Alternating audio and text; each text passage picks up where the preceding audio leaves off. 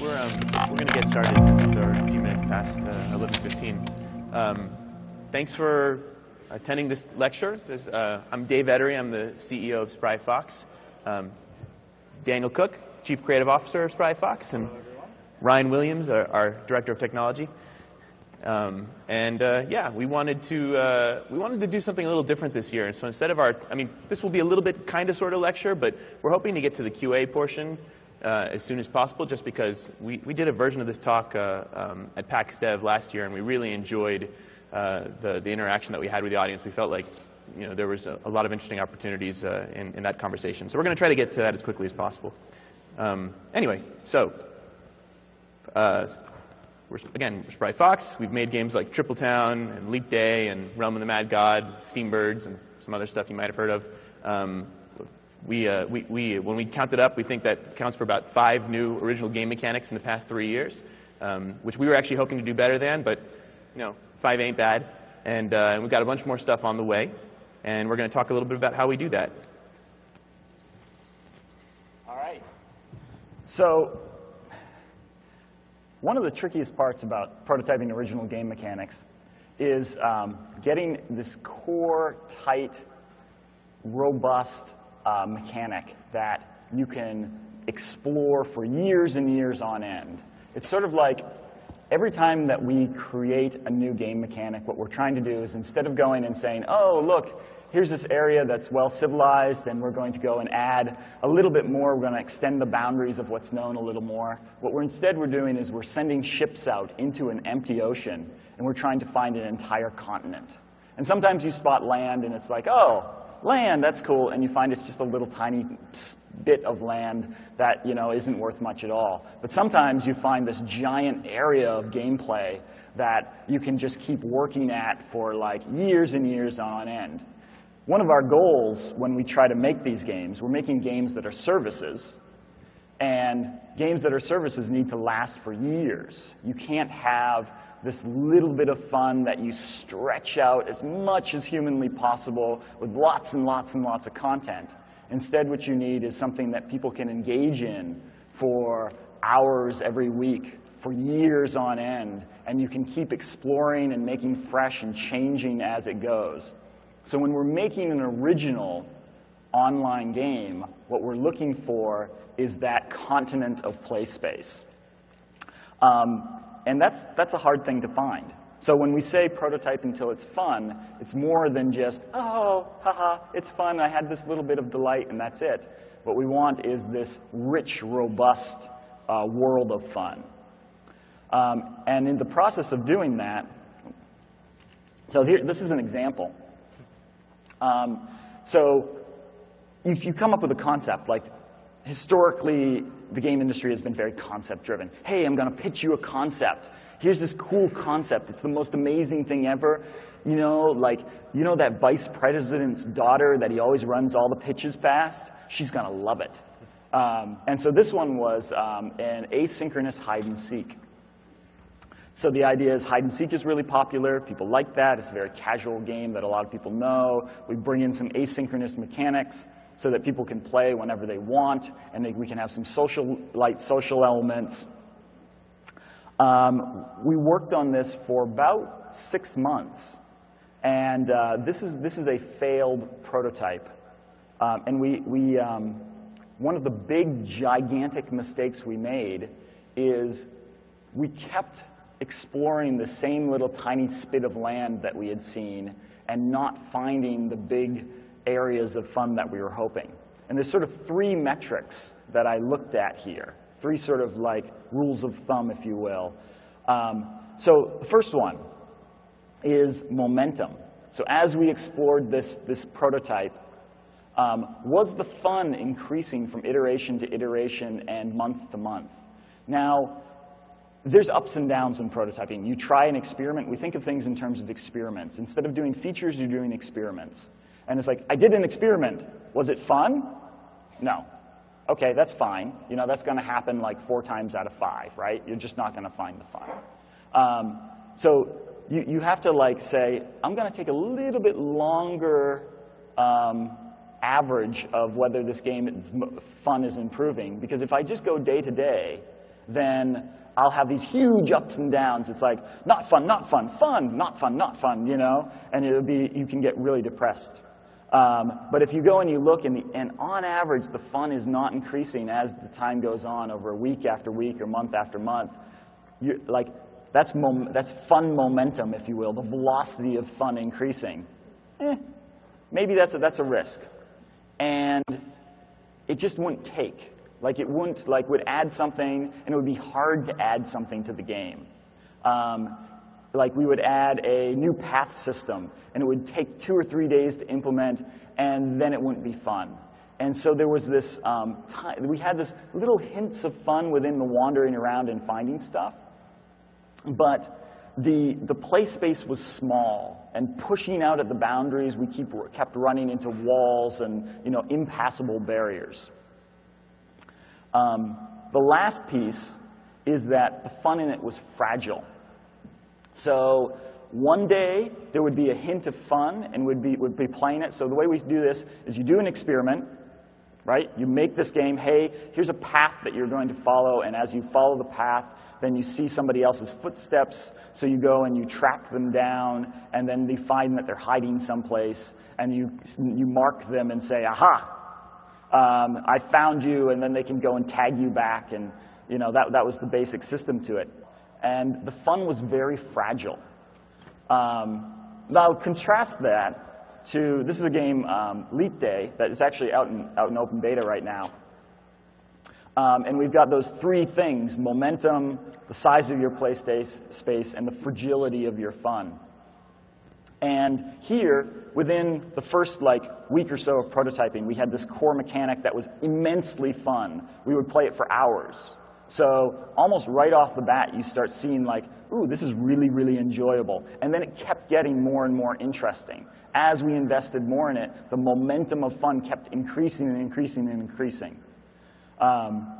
Then, in terms of the play space, we're like, oh, how do we add new objects to this game?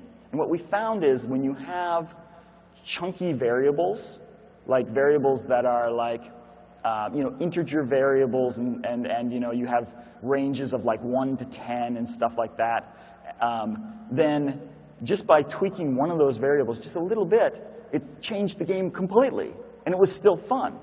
And so you ended up saying, wow, there's this huge play space here. We can have hundreds of objects for this game, and we can add to it for years and years on end.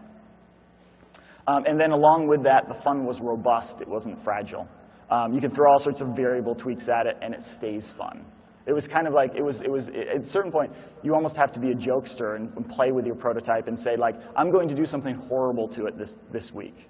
We're just going to try to push it as far as we can and see if it still stays fun. And if it is, maybe you have a core mechanic that's going to be able to be beaten on for the next 10 years as an online game.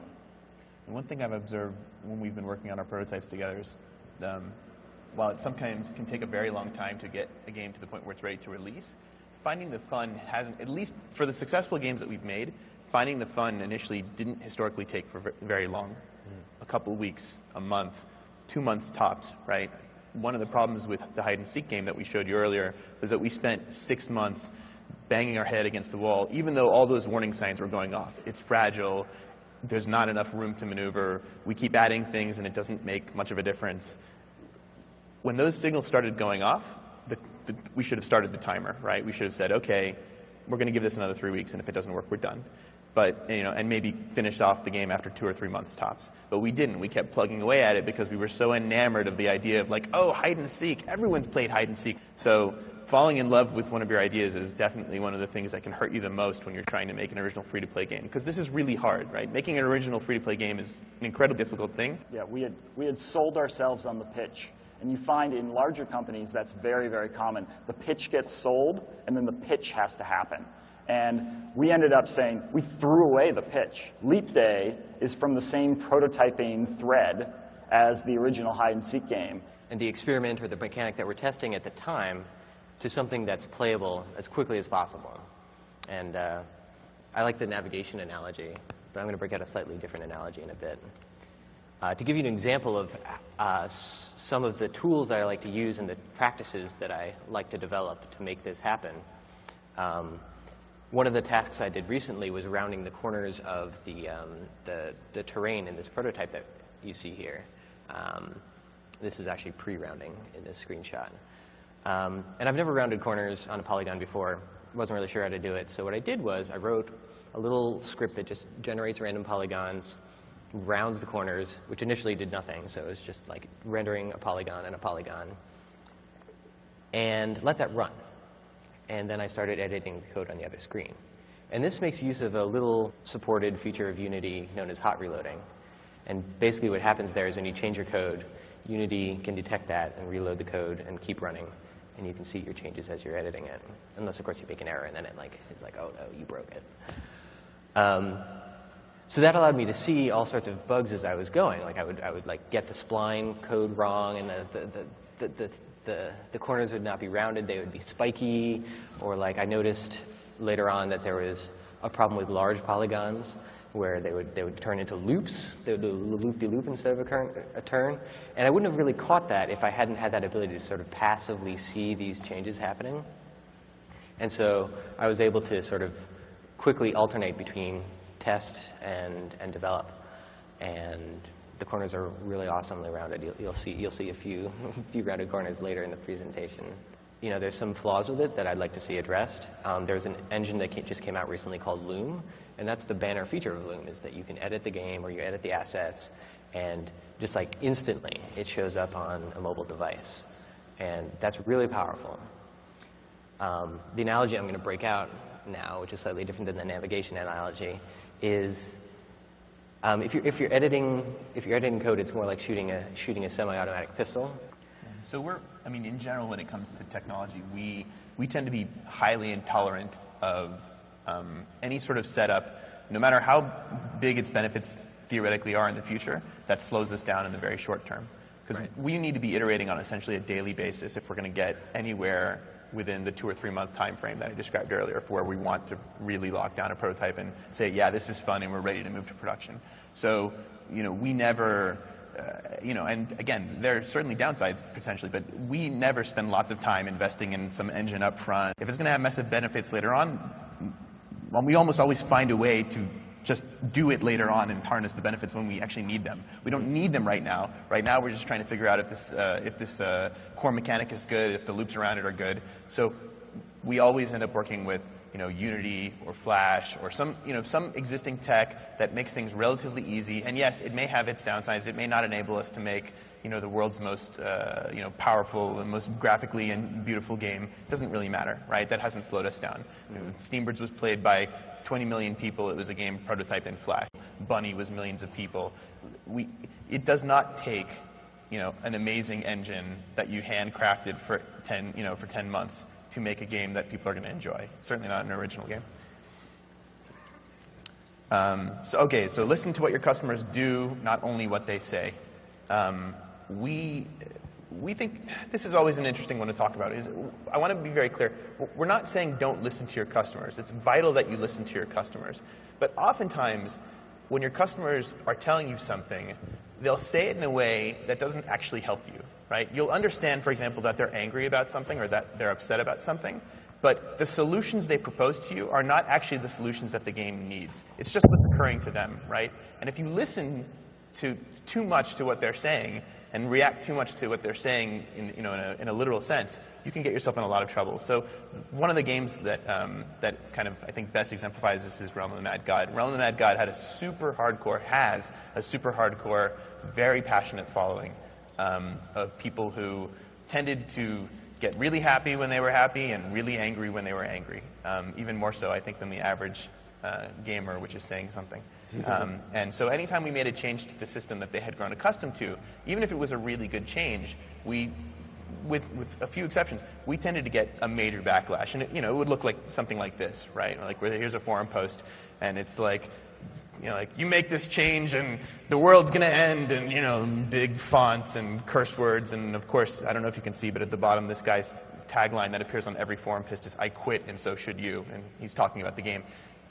So this was Realm. Like, we had this all the time. And what's interesting is that the change that he's talking about in this case, which was one where we reduced, one of the things that was happening in the game in the early days was that people were not even, the range of certain weapons was so long that people could shoot at enemies without seeing them on screen. They could actually fire at things. So they would spend their entire time basically shooting into nothingness.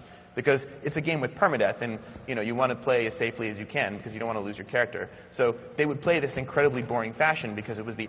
So we reduced the range and forced them to get in a little bit closer to monsters, and of course we did other things as well. And as you can see, as this one guy is an example, like, people totally flipped out. And we understood why they were flipping out. They were flipping out because we didn't necessarily tune everything correctly. We had reduced the range of their weapons, but we hadn't done other things to compensate. That's fine. We get it. So we went and we made other changes to compensate. We didn't do what they were asking us which was reverse your change, increase the range on the weapons, forget this issue ever happened. And we didn't do that. And when we made the changes that we needed to make, and we listened to their feedback, but we interpreted it as opposed to simply reacted to it in a literal fashion, the consequence was, at the start of that month, we had a one-day retention of about 12%, if I recall correctly. And by the end of that month, where we were making this and a few other changes, we had a one-day retention of 37%. So we had literally tripled our retention. And again, bear in mind that during this whole month, people are losing their minds. They're flipping out on the forums. They're, you've never seen rage like this, or maybe some of you have. I had never seen rage like that. It was disconcerting. But the hours someone would spend banging their virtual head against the wall in the game, protesting our changes in mass. Yeah. I used to work on Second Life, and in there people would set themselves on fire virtually, so I'm used to that. So this was hard for us, but we, like I said, we did what we needed to do. We made the changes. We listened to them. The griping was almost always a good signal. It was almost always a sign that there was a problem, but the solution proposed to the community was rarely the right solution. And so that's just something to take away, is that when you're going to be working on original free-to-play games, you're going to be doing things, you're going to be trying new things, you're going to be breaking things all the time. That's the only way to get to the fun. And if you aren't careful about interpreting the community's feedback correctly and responding to them in an appropriate manner, acknowledging the fact that there's an issue, we're working on it, here's what we're thinking, et cetera, then you're going to have some issues. Okay, number 4 is build games with broad design space and broad monetization potential as a result.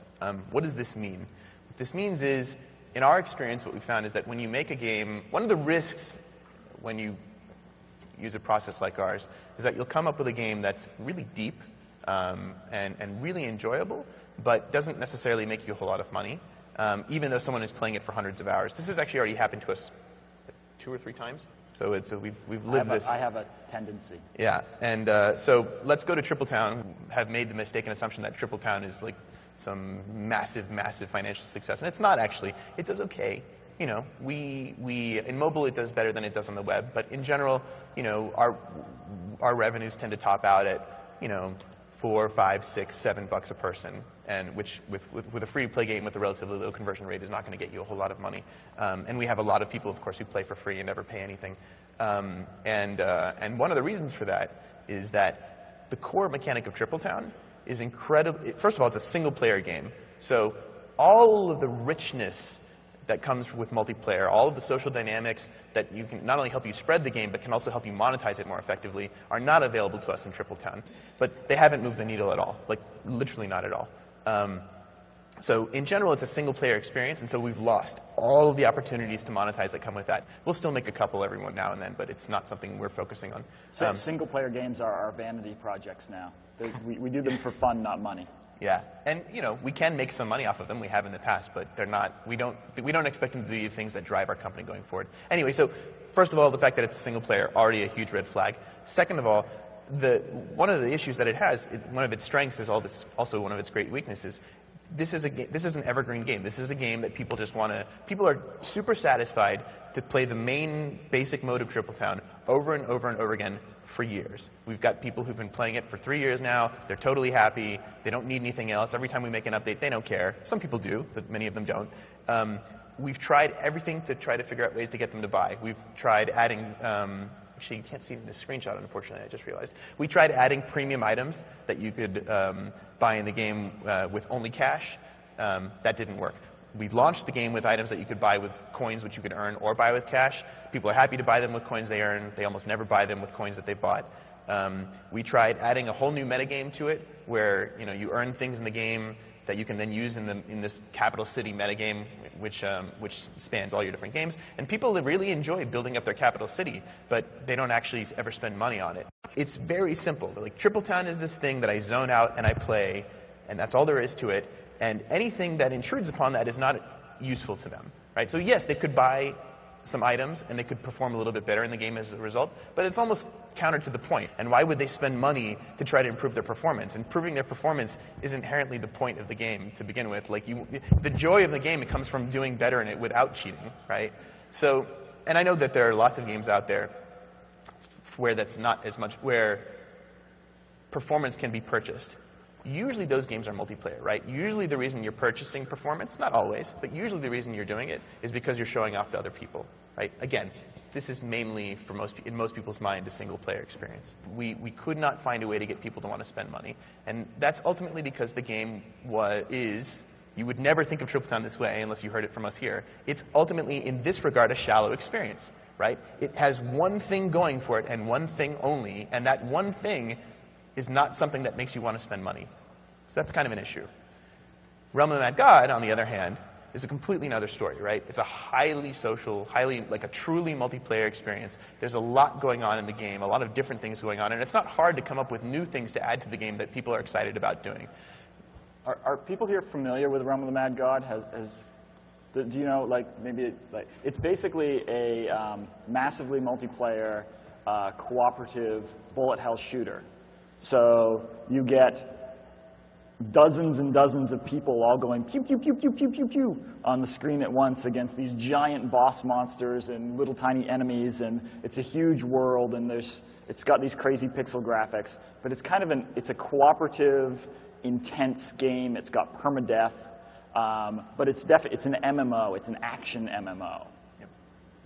So partially by virtue of the fact that it's actually a truly multiplayer experience, so you're interacting with other people and you want to help them and you want to show off to them and so on and so forth. There's lots of things you can sell people in that regard. You can sell them, exclusive experiences that they can share with their friends. You can sell them aesthetic goods that, like, we sell things that make your town and Tripletown prettier, but who cares because nobody sees it, right? In Realm of the Mad God, you buy some clothing for your avatar, people see it, right? So you have a much bigger incentive to actually do it. So you've got all the richness that comes with the multiplayer. You've got all the richness that comes with the fact that this is an actual MMO with this massive world that you can explore, and what can you add, and what little things can you hide in that world, and how can you encourage people to spend as a consequence. There's a lot more going on. It's very easy. This is a basic rule of thumb that I've come up with. And we'll sell virtual flowers. That's all the same thing, right? That's selling aesthetic goods. That's one category of thing that you can sell. So can you sell, aesthetic goods? Can you sell an item that impacts the game's functionality in this way that people appreciate? Can you sell an item that will impact the functionality in a completely different way that a different group of people might want to buy, and so on and so forth? And if you can come up with 3 or 4 things, bare minimum, that are completely different from one another, then you might be on the right path, right? Then you might be in a situation where, if 2 or 3 of those things fall through, that's okay because you came up with 4, right? So one of them will work out for you. But in Tripletown, all we had was basically energy, right? We'll sell you more turns, and then you buy unlimited turns, and then you're done, right? And that was the problem with Tripletown. We were never able to. Right, we didn't ask ourselves that question when we first started with it. We didn't say, what are the 4 or 5 different things we're going to sell in this game? And then when we tried to add these skill-based items, the design was, the design was so small and tight and functional on its own that when you tried to add other things in, they didn't make any sense. So like Realm of the Mad God, it has items and inventory and all these modular elements and different monsters that you're competing against.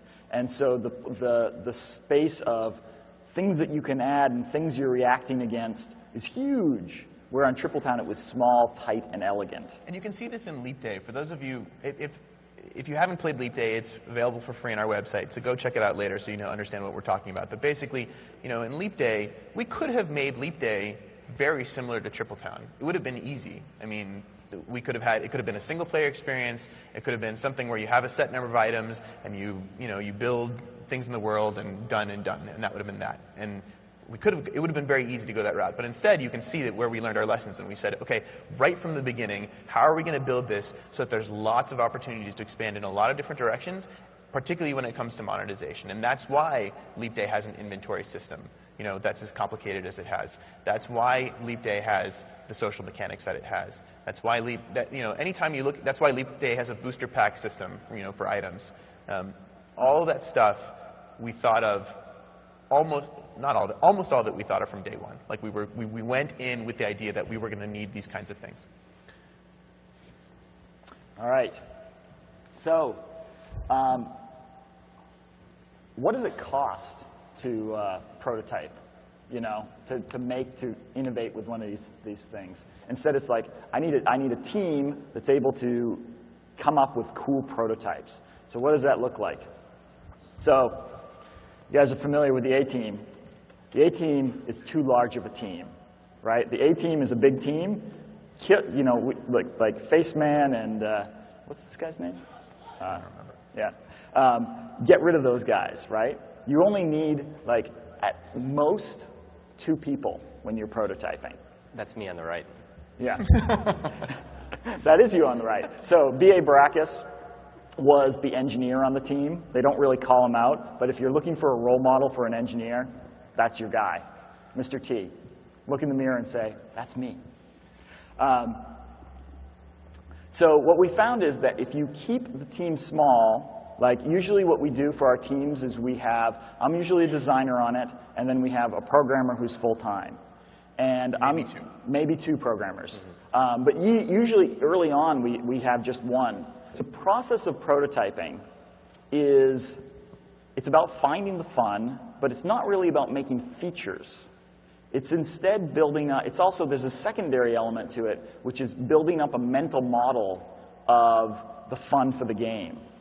And by running these experiments, you're constantly updating theories of what we think the fun is.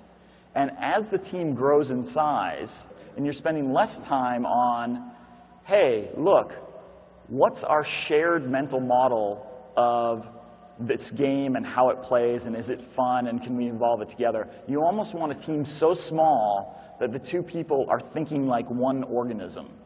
And as you get, I talk to some folks, and they're like, oh yeah, we've got a prototyping team, and it's 15 people. And I'm like, I don't even know how you could do that, right? This is at the level of painting a picture, right? And painting a picture is something one person can do if they have all the skills. Maybe you can extend it to 2 people, but extending it to 15 people and having it being a beautiful, original, creative picture, I think that's incredibly difficult. So we keep the teams super, super, super small early on. And the thing is, once you find that nugget of fun, it's usually not that complicated. It's usually not about features. It's about learning and experimenting and discovery. And once you find that, then you can scale up in production later on and make your team as big as you want. So as an online game, there's sort of a process that we go through. We prototype it very, very tiny. We prototype it single player at first because we're interested in getting these tiny loops ready. And then we move it very quickly to multiplayer, so we're prototyping multiplayer. And then we try as soon as possible to release it to human beings. You've got all these systems, but you just can't have code and call it a game. It's code and feedback systems and loops and all that, plus a player. And all the dynamics and all the interesting social, cultural things that happen, particularly in online multiplayer games, happen as soon as you add people. And it gets worse than that, because it's as soon as you add people, and it's as soon as you add certain amounts of people. So if you add 2 people, you're going to get a different set of understanding about how the game works than if you add 100,000 people. So our prototyping process involves putting our broken prototypes in front of lots of people. And people get invested. They're like, oh, this is the thing, and we learned what it was at version 0.001, and that's what we expect it to be for the rest of its life. But you're like, no, the numbers aren't good. There's all these changes we have to make. We're halfway through the vision of this project. We've learned a bunch of stuff. that takes all of our assumptions and throws them out the door, because 100,000 people interact with this system in a completely different way than our initial group of 2. So like Tripletown was an example of that, where we were finding that people had played the core game, and then it's like, oh, that's good. But then they would play a game, and some of them would just stop. And they'd be like, I played my game, and I'm done. And so we ended up adding this whole like metagame world to the game with an economy and so on and so forth to go and say, hey, look, this universe of Tripletown games, and they're all tied together, and there's different modes. And the game changed radically from that initial release. So I think it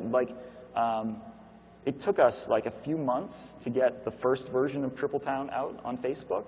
And then it just continued to evolve, like big major changes, features for the next like 6 to 8 months after that. And all of our games have been like that, and the changes have never stopped.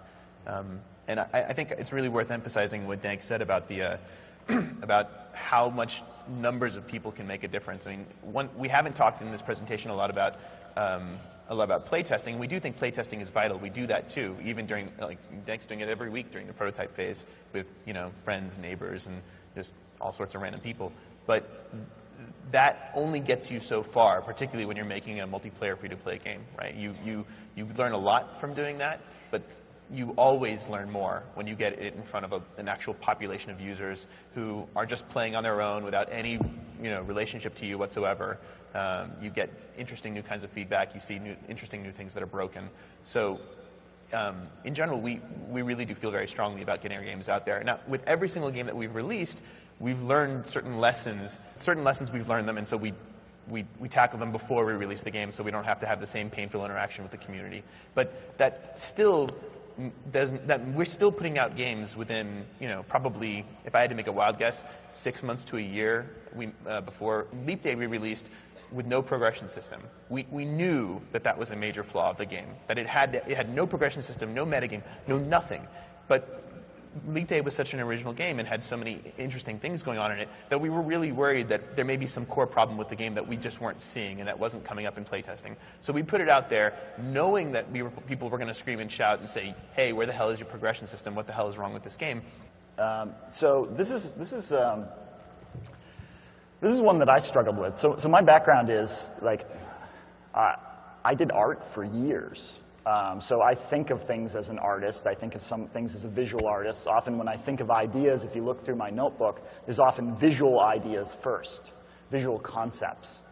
And I've always really enjoyed when you have an insanely talented artist on the team, especially early on, because you're bouncing ideas back and forth with them, and it's really exciting. It's like, yeah, we were in this meeting and we mentioned a dinosaur fish. And then the next day, there's this beautiful illustration of a dinosaur fish on the wall, and everyone's like gathered around it, and everyone's inspired, like, ooh, how do we fit the dinosaur fish into the game? Because dinosaur fishes, once you've seen it, it's like sugar, right? You're like, it's a sugar rush, and you're like, ooh, this is what this game is going to be about.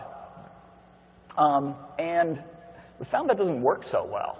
That kind of destroys the whole prototyping process. So like we've done this, we've tried bringing in art early on a whole bunch of games. This is one. This is a Cthulhu-based strategy game that we had, and we had the artist, the programmer, and the design going simultaneously. And in a vacuum, the artist was making lots of cool stuff on a regular basis. And we felt like we were making a lot of progress. The messy, unpleasant, hard to think about, abstract, mathematical basis of the game. And we had a choice. Every day the team had a choice. And the mentally hard, grueling, kind of unpleasant mechanics of let's make this abstract structure function in a fun way. And whenever those two things butted heads, the art almost always wins, because art is easy to understand. We had the hide-and-seek prototype that we showed you earlier. It was particularly noticeable in that area because, A, the art, we loved the art. We just thought that the art was really nice and fresh. And B, the artist, a guy named Ted Terranova, is one of the most wonderful people you will ever meet. He is always bubbly. He is always excited. I mean, you could drop in a room with 20 depressed people and he would magically make them all feel better, right?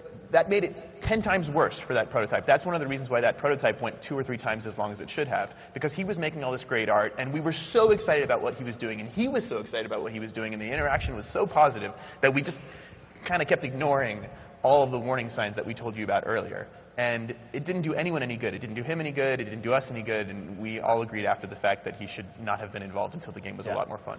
Art provides emotional investment at a period of time when that's the last thing you need. You do not need emotional investment during the prototyping phase. Right. They're symbolic enough as opposed to evocative. And if it was fun, the thought was, if it's fun when it's crude, it's going to be doubly fun when we actually add those graphics and add those emotional hooks. Which is what we're working on now. So this is the same exact game with a more talented artist who, well, Oryx is talented in his own way as well, but this is more like, this fits the theme of the game, and it tells the story of, the wintertime scene and so on and so forth. But we didn't dare to start this process until we had decided the game was fun. We literally did not even, artists are not even included in the initial prototyping conversations just to avoid the risk of us getting bogged down and emotionally attached. Yeah, it's important to note that there's this high symbolic importance associated with art. So you want to make sure that the art isn't too crude to begin with. It needs to be, it can't be too, you can't take away everything before it becomes incomprehensible. What I would say is symbolic graphics. So in some ways, as long as someone can look at it and say, oh, yeah, I kind of get what it is. It's ugly, but it's a creature. Okay, good enough. Move on. Right. Yeah. So there's how do you say, there's this myth in the game industry that, like, if you're really good at game design, you can make a game fun with just circles and squares. And I guess actually that's not a myth. That's true. But what the guys are saying is, take it one step higher. Don't make it a circles and squares. Make it, even if it's ugly 8-bit art, but have something that you can recognize. So we're out of, I think. Yeah, we're going to skip the rest. We have about 10 minutes left for Q&A, so we're just going to, or 15, something like that. So we're just going to jump to that. But feel free to ask us anything. We're an open book. Yep.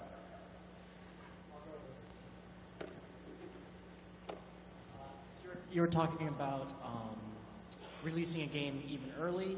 Maybe all the features aren't done that you know it'll probably need, but it's worth it to see that. What about, would you still do that from the standpoint of a small, less successful developing house, where you might be afraid, oh, if we release this game, our initial burst will look at it and then this game isn't good and then drop it. How would you recommend balancing the advantages that you said of releasing early versus losing, customers permanently?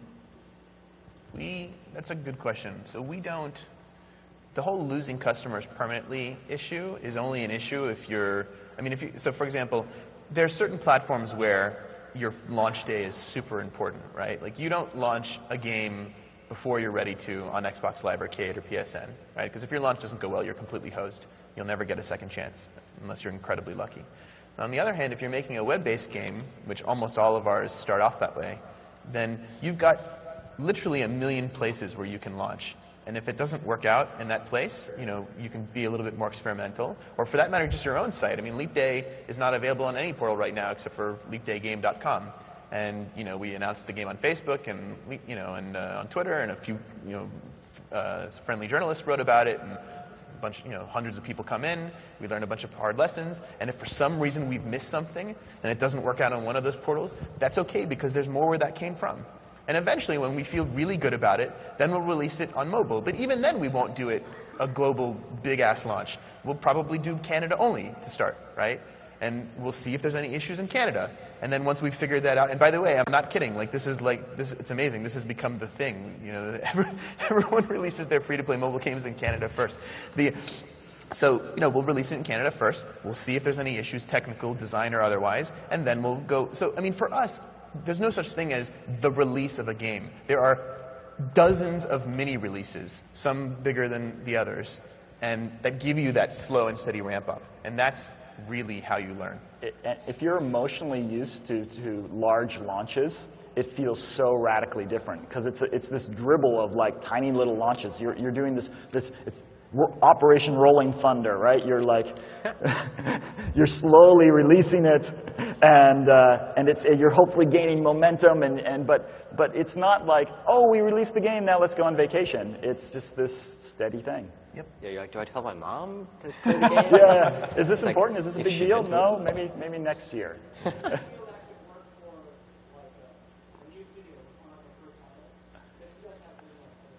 Yes. Yeah, it totally could work. Yeah. Yeah, I mean, particularly, again, with the Flash portals where they're driving you some of the traffic, I mean, even if you can't use your own fan base to drive the traffic, to some extent the portals will do it for you. It won't be a lot of traffic, but it's something.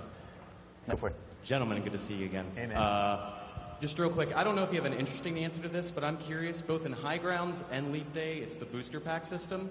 Was that something that you simply saw in other free-to-play games that was successful? What about that booster pack model was interesting to you? How successful has it been? Do you get pushback from players because it is this sort of random? That's a great question. We haven't,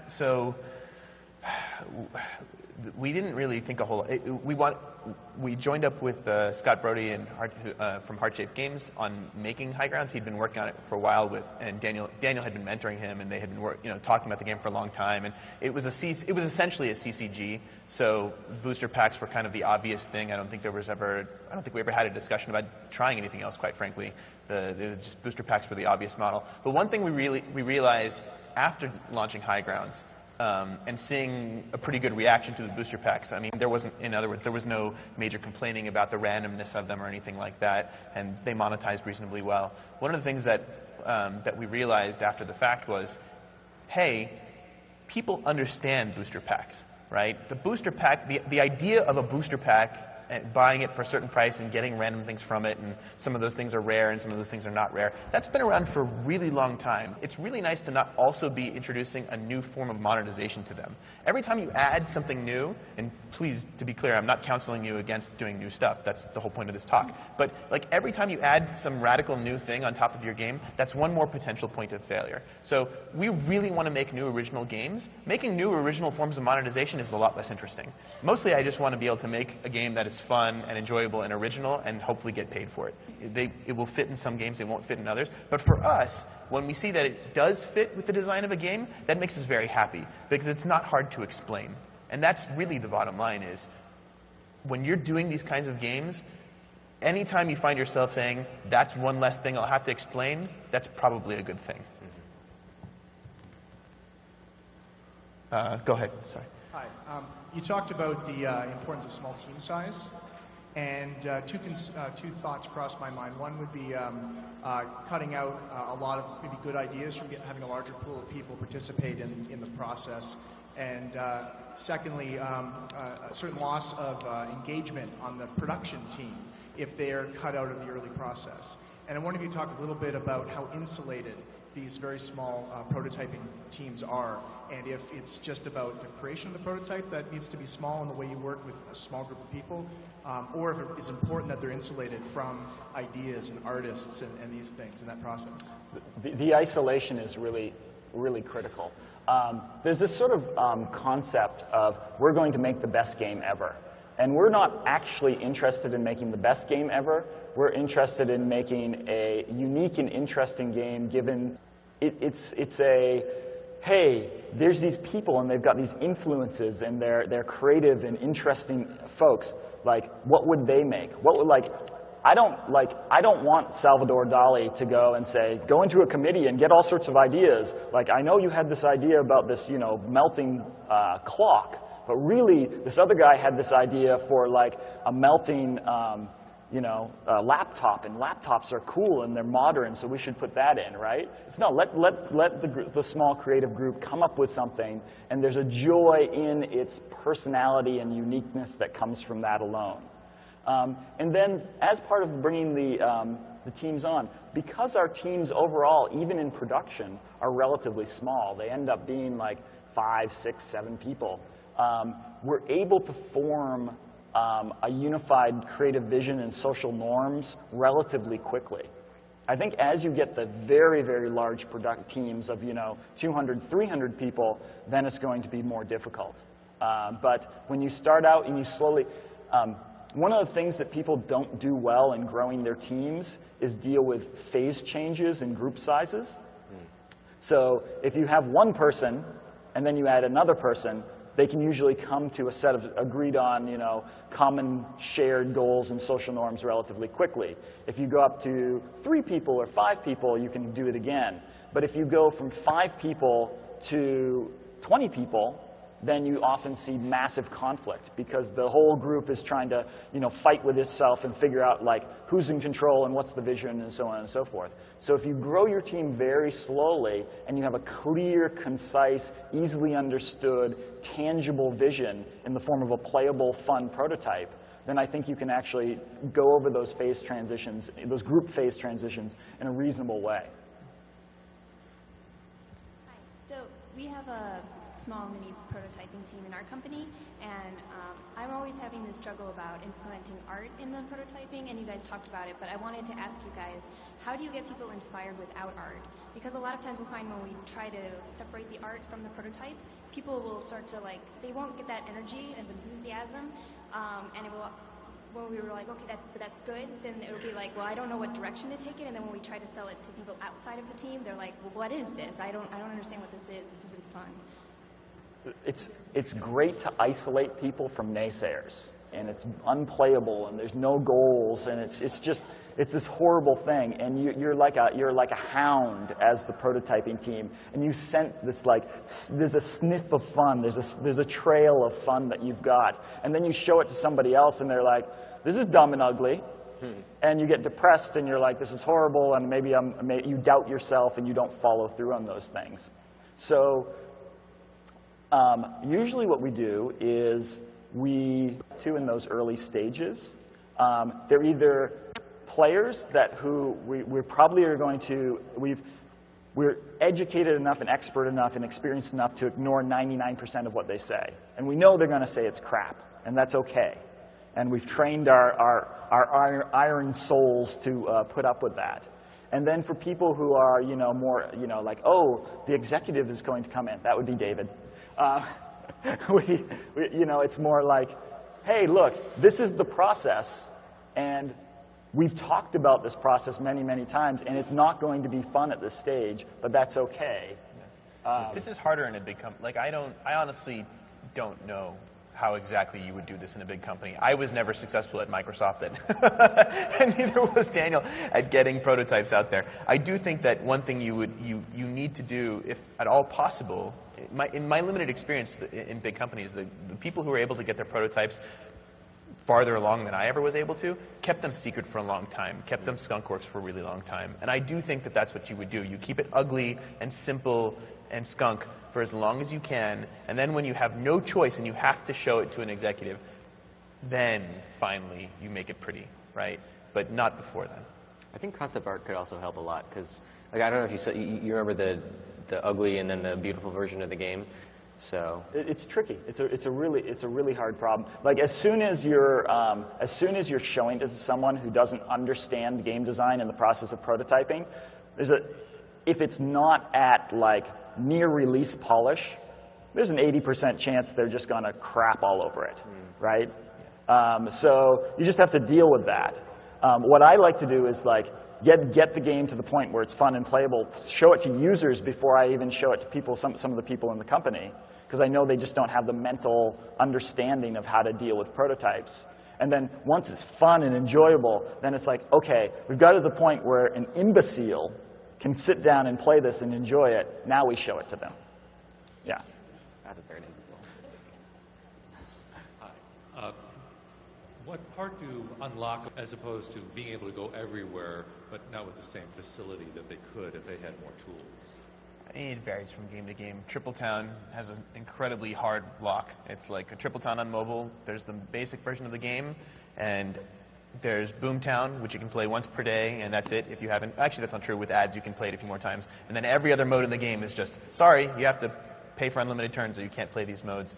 In other games, we have nothing like that. You can play everything in the game, without limit whatsoever. And in general, we tend to try to avoid the locking people up. The content gates are fine, but for us, they feel like a failure. For us, they feel like if you're relying on content gates or energy systems, it means you didn't come up with a better way to make money. Oh, looks like we're out of time. All right. Sorry about that, guys. Thank you so much for coming, and I hope we were able to answer your questions.